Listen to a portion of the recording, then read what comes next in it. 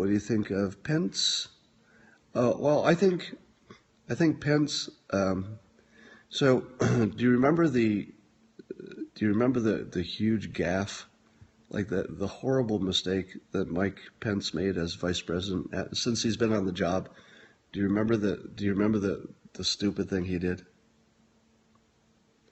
Does anybody remember the stupid thing that Mike Pence did that was just like really freaking incompetent? Right. Yeah, you don't remember that because it didn't happen. You know, when it comes to the vice presidency, if you can get a guy like Pence who, brings the base with him, gives you some credibility with conservatives, wins the only debate he had with Tim Kaine, he wins, goes on to be a good supporter of the president, hasn't undermined him once that I know of, right? Has Pence undermined Trump at all? I think there have been some times, they were on the different page for a moment, but no. And people are saying, whether you like his politics or not, there's lots to complain about in his views about gay rights in particular, but nobody says he's not competent, right? You don't hear that. He does look like he could step into the job tomorrow. And if you have somebody who's gone this long without causing trouble for the president, and all he's done is make the president look a little more credible because the vice president himself is credible, that is an A+, right?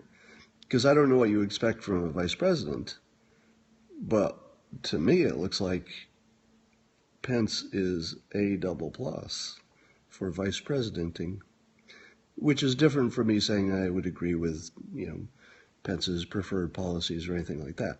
But just the role he's doing, he's just absolutely killing it. And the reason he's killing it is because he's not in the news. The moment Mike Pence is in the news, he fucked up. Every day he's not in the news, A++. Because remember, he's starting from a strong base. He's already credible, he's experienced, people think he could step into the presidency, people are already talking about him for the next presidency. The longer you don't hear his name, he's nailing it. I mean, he's just nailing it.